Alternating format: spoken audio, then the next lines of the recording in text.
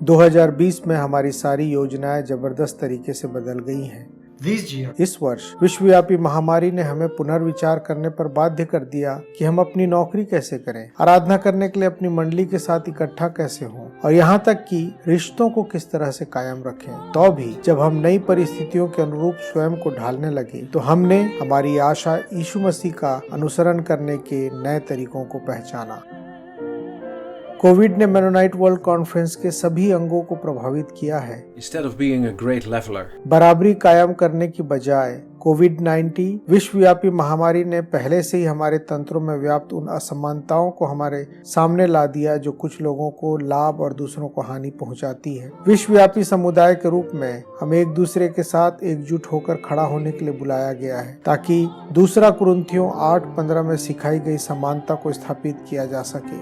अप्रैल में Mennonite world conference ने कोविड-19 task force का गठन किया ताकि अपने समुदाय की तात्कालिक आवश्यकताओं की सुधि लेने के लिए कलीसियाओं को समर्थ बनाने के लिए एनाबैप्टिस्ट एजेंसियों को एक मंच पर लाया जाए। जैसे जैसे टास्क फोर्स ने सदस्य कलीसियाओं की परियोजनाओं के लिए फंड का अनुमोदन किया, आशा का संचार होने लगा। इसके माध्यम से भोजन और स्वच्छता सामग्रियों, नए वायरस से सावधान रहने के लिए स्वास्थ्य शिक्षा अभियानों और रोजगार खो देने वालों के लिए आय के साधनों का प्रबंध किया गया। यात्राएं स्थगित और प्रतिबंधित हो जाने के कारण हमारे क्षेत्रीय प्रतिनिधियों ने दूरस्थ स्थानों की MWC सदस्य कलीसियाओं के साथ संपर्क कायम रखने के लिए कठिन परिश्रम किया। इन्होंने एकजुटता दिखाकर आशा के संदेश को बांटा। विकल्प के रूप में हम भौगोलिक बाधाओं से बाधित न होते हुए तकनीकों के माध्यम से इकट्ठा हुए। हमारी प्रथम ऑनलाइन जूम प्रार्थना संगति में 5 महाद्वीप के लोग एकत्रित हुए। प्रत्येक 2 महीनों में पुनः आयोजित इस कार्यक्रम में और भी अधिक लोग जुड़ते गए। नवगठित ग्लोबल एनाबैप्टिस्ट स्वास्थ्य नेटवर्क ने 2 वेबिनार के माध्यम से आशा का संचार किया, जिसमें एनाबैप्टिस्ट अस्पतालों और स्वास्थ्य केंद्रों के स्वास्थ्य विशेषज्ञों ने अपने विचार व्यक्त किए। कार्यकारिणी समिति के अनुमोदन के बाद MWC ने क्रिएशन केयर टास्क फोर्स का गठन किया। इसका पहला उद्देश्य कलीसियाओं में पर्यावरण के प्रति जागरूकता का अध्ययन करना था। हमने एक सर्वेक्षण के लिए MWC के सभी सदस्यों को अवसर दिया। क्रिएशन टास्क फोर्स दिसंबर माह के प्रत्येक सप्ताह एक प्रार्थना करने के माध्यम से इक्यूमेनिकल सीजन ऑफ क्रिएशन में शामिल हुआ।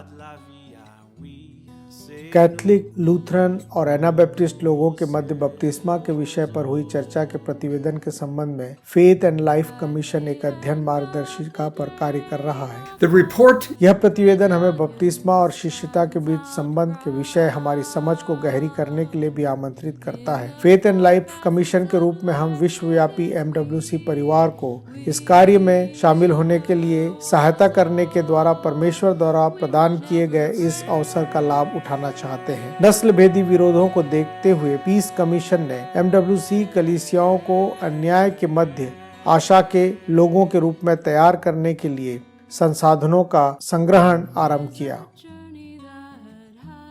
2020 में आयोजित एनाबैप्टिस्ट विश्व सहभागिता रविवार वह अंतिम कार्यक्रम था जिसमें हम सदैव एकत्रित हुए, परंतु कलीसियाएं अब भी जूम या व्हाट्सएप के माध्यम से संगति करती हैं और MWC विश्वव्यापी कार्यक्रमों में आशापूर्वक शामिल होती हैं। YABS सहभागिता सप्ताह के अवसर पर हमारे युवाओं ने जूम के माध्यम से साथ मिलकर आराधना किया। महामारी के अवरोधों के बावजूद उन्होंने अपने जीवनों के लिए परमेश्वर के उद्देश्यों की फिर से पुष्टि किया। ग्वाटेमाला के डोडानिम वास्कुएज गरीबी की बाधाओं को पार करते हुए अब एक डॉक्टर बन गए हैं।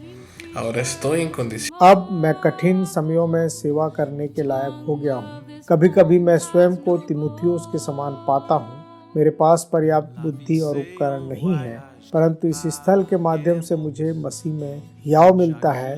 मैं बिना भय के सेवा करता हूँ। जब एक अंग दुख पाता है तो सब अंग दुख पाते हैं। साथ खड़े होना और एकजुटता, इस मूल विषय को लेकर कलीसियाओं ने शांति रविवार मनाया। अर्जेंटीना और कोलंबिया की मंडलियों ने अपनी ऑनलाइन आराधना में एनाबैप्टिस्ट परिवार के अंतर्राष्ट्रीय शांति स्थापकों को आमंत्रित किया था। MWC की नई वेबसाइट की सहायता से संसाधनों को ढूंढ पाना अधिक सरल हो गया। यह मोबाइल पर भी उपलब्ध है। संसाधनों को सरलता से ढूंढा जा सकता है तथा फेयर शेयर तथा व्यक्तिगत आर्थिक योगदान देने के लिए भेंट वाले खंड को नया रूप दिया गया है। सभी भाषाओं में गवाहियों को समांतर दर्शाया गया है। कुरियर पत्रिका इंडोनेशिया और हिंदी भाषा में भी उपलब्ध है। हमने अपने YouTube चैनल में साक्षात्कार, मनन, आराधना संसाधनों और चिंतन को अपलोड कर इसे पुनः आरंभ किया है। सम्मेलन संबंधित नवीनतम समाचार भी यहाँ अपलोड किए जाते हैं। हम आशा करते हैं कि ये सामग्रियां आपके लिए उपयोगी सिद्ध हो रही हैं। इंडोनेशिया में आयोजित MWC सम्मेलन की तिथि आगे बढ़ाकर 2022 कर दी गई है, परंतु ऑनलाइन सुविधा के कारण विश्वव्यापी MWC परिवार को एक दूसरे से जुड़ने के अधिक अवसर मिलेंगे। 2021 में हम एनाबैप्टिस्ट विश्व सहभागिता रविवार मनाएंगे और बहुभाषीय मल्टीमीडिया आराधना में भाग लेंगे। ऑनलाइन रिन्यूअल 2027 वेबिनारों के माध्यम से बपतिस्मा पर रिपोर्ट और संसार भर से इस पर अलग अलग दृष्टिकोणों को भी जाना जा सकता है। Like Israelites in the जैसा कि गिनती की पुस्तक में वर्णन किया गया है, जंगल में इजरायलियों के समान हम अपनी दैनिक आवश्यकताओं और मार्गदर्शन के लिए परमेश्वर पर भरोसा रखते हुए साथ मिलकर एक यात्रा कर रहे हैं। यद्यपि हम सदैव एक दूसरे से अलग हैं, परंतु अब तक की तुलना में हमारे पास आशा है, क्योंकि हम मसीह में एक साथ हैं।